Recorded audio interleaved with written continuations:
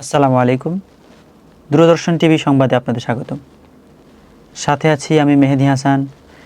দেশ বিদেশে ঘটে যাওয়া গুরুত্বপূর্ণ সব ঘটনা নিয়ে আজকের সেরা সংবাদ। চলুন শুরুতেই দেখে নেওয়া যাক আজকের সংবাদ শিরোনাম। জাতীয় সংসদে গুরুত্বপূর্ণ আমানত সুরক্ষা বিল 2026 পাস। দেশের বিভিন্ন এলাকায় গ্যাস সিলিন্ডার বেশি দামে বিক্রির অভিযান জোরদার। বরিশালে হাম রোগের উপসর্গে আরও 2 শিশুর মৃত্যু। সাতক্ষীরা সীমান্তে বিপুল পরিমাণ চোরাচালান পণ্য জব্দ করেছে বিজিবি। দক্ষিণ আফ্রিকায় গুলিতে বাংলাদেশি যুবক নিহত, পরিবারে শোকের ছায়া। উপনির্বাচন উপলক্ষে বগুড়া ও শেরপুরে অস্ত্র বহন নিষিদ্ধ ঘোষণা। বিশ্ব অর্থনীতিতে নতুন সংকটের আশঙ্কা, বিশেষজ্ঞদের সতর্কবার্তা। দেশে স্বর্ণের দাম নতুন পরিবর্তন, বাজারে ক্রেতাদের মিশ্র প্রতিক্রিয়া। সেনাবাহিনী প্রধান বিদেশ সফর শেষে দেশে ফিরেছেন। রাজধানীতে যানজট নিরসনের নতুন পরিকল্পনা নিয়ে আলোচনা।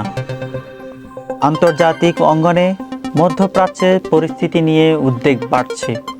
পর্যটন খাতে নতুন উদ্যোগ, ট্রাভেল মেলায় দর্শনার্থীদের ভিড়। ক্রিকেটের নতুন রেকর্ড গড়েছে আন্তর্জাতিক তারকা ব্যাটসম্যান। তাপমাত্রা বাড়ার আভাস, কিছু এলাকায় বজ্রসহ বৃষ্টির সম্ভাবনা। দর্শক, এতক্ষণ দেখছিলেন সংবাদ শিরোনাম, এবারে বিস্তারিত। জাতীয় সংসদে আমানত সুরক্ষা বিল 2026 পাস। জাতীয় সংসদে আজ গুরুত্বপূর্ণ একটি আইন পাস হয়েছে, যার নাম আমানত সুরক্ষা বিল 2026। এই আইনের মাধ্যমে ব্যাংকে জমা রাখা গ্রাহকদের অর্থের নিরাপত্তা আরও নিশ্চিত করার উদ্যোগ নেওয়া হয়েছে। অর্থ মন্ত্রণালয়ের কর্মকর্তারা জানিয়েছেন, এই আইন কার্যকর হলে ব্যাংকিং খাতে শৃঙ্খলা বাড়বে এবং গ্রাহকদের আস্থা আরও শক্তিশালী হবে। বিশেষজ্ঞরা মনে করছেন, বর্তমান সময়ে ব্যাংকিং খাতকে স্থিতিশীল রাখতে এই ধরনের আইন গুরুত্বপূর্ণ ভূমিকা রাখে। গ্যাস সিলিন্ডার বেশি দামে বিক্রির অভিযোগ। দেশের বিভিন্ন জেলায় নির্ধারিত দামের চেয়ে বেশি দামে গ্যাস সিলিন্ডার বিক্রির অভিযোগ উঠেছে। বিশেষ করে শহর ও মফস্বল এলাকায় অনেক দোকান নির্ধারিত মূল্যের চেয়ে অতিরিক্ত টাকা নিচ্ছে বলে অভিযোগ পাওয়া গেছে। ভোক্তা অধিকার সংরক্ষণ অধিদপ্তর জানিয়েছে, ইতোমধ্যে কয়েকটি এলাকায় অভিযান চালানো হয়েছে এবং নিয়ম ভঙ্গকারীদের বিরুদ্ধে জরিমানা করা হয়েছে। কর্তৃপক্ষ বলছে, বাজারে কোনো পণ্য অতিরিক্ত দামে বিক্রি করা হলে কঠোর ব্যবস্থা গ্রহণ করা হবে। বরিশালে হাম রোগের উপসর্গে আরও 2 শিশুর মৃত্যু। বরিশাল শের-ই-বাংলা মেডিকেল কলেজ হাসপাতালে চিকিৎসাধীন অবস্থায় হাম রোগের উপসর্গ নিয়ে আরও 2 শিশুর মৃত্যু হয়েছে। চিকিৎসকরা জানিয়েছেন, আক্রান্ত শিশুদের মধ্যে জ্বর, কাশি এবং ত্বকে ফুসকুড়ির মতো উপসর্গ দেখা যাচ্ছিল। স্বাস্থ্য বিভাগ জনগণকে সতর্ক থাকার আহ্বান জানিয়েছে এবং শিশুদের সময়মতো টিকা দেওয়ার উপর বিশেষ গুরুত্ব আরোপ করেছে। বিশেষজ্ঞরা বলছেন, নিয়মিত টিকাদান কর্মসূচি নিশ্চিত করা হলে এই ধরনের রোগের ঝুঁকি অনেকাংশ কমানো সম্ভব। সাতক্ষীরা সীমান্তে বিপুল পরিমাণ পণ্য জব্দ। সাতক্ষীরা সীমান্ত এলাকায় বিশেষ অভিযানে বিপুল পরিমাণ চোরাচালান পণ্য জব্দ করেছে বর্ডার গার্ড বাংলাদেশ।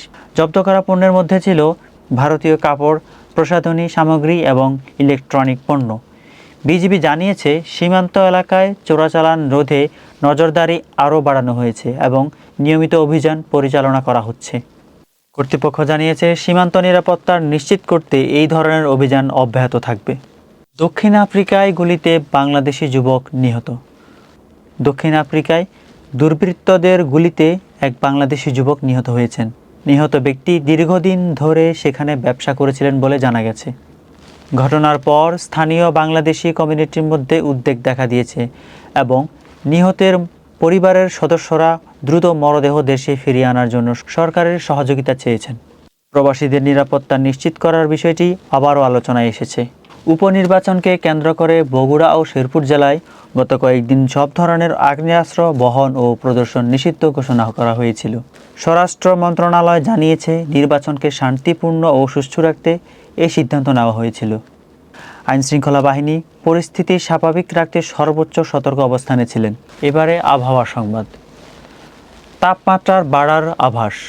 বাংলাদেশ আবহাওয়া অধিদপ্তর জানিয়েছে, আগামী কয়েকদিনে দেশের বিভিন্ন অঞ্চলে তাপমাত্রা বাড়তে পারে। তবে রংপুর ও সিলেট বিভাগের কিছু এলাকায় বজ্রসহ বৃষ্টির সম্ভাবনা রয়েছে বলে পূর্বাভাস দেওয়া হয়েছে। জনগণকে গরম আবহাওয়ার সময় প্রয়োজনীয় সতর্কতা অবলম্বনের পরামর্শ দেওয়া হয়েছে। এবারে খেলাধুলার সংবাদ। ক্রিকেটে নতুন রেকর্ড। আন্তর্জাতিক ক্রিকেটে নতুন ইতিহাস গড়েছেন এক তারকা ব্যাটসম্যান। তিনি টি-20 ক্রিকেটে নতুন রানের মাইলফলক স্পর্শ করেছেন, যা একটি বড় অর্জন হিসেবে বিবেচিত হচ্ছে। ক্রিকেট ভক্তদের মধ্যে এই অর্জন নিয়ে ব্যাপক আলোচনা দেখা গেছে। দর্শক, এই ছিল আজকের সংবাদ। এতক্ষণ সাথে থাকার জন্য ধন্যবাদ। আপনাদের সাথে আমি ছিলাম মেহেদি হাসান। পরবর্তী সংবাদ দেখার আমন্ত্রণ জানিয়ে এখানেই শেষ করছি। দূরদর্শন টিভির সাথে থাকুন। আল্লাহ হাফেজ। আসসালামু আলাইকুম।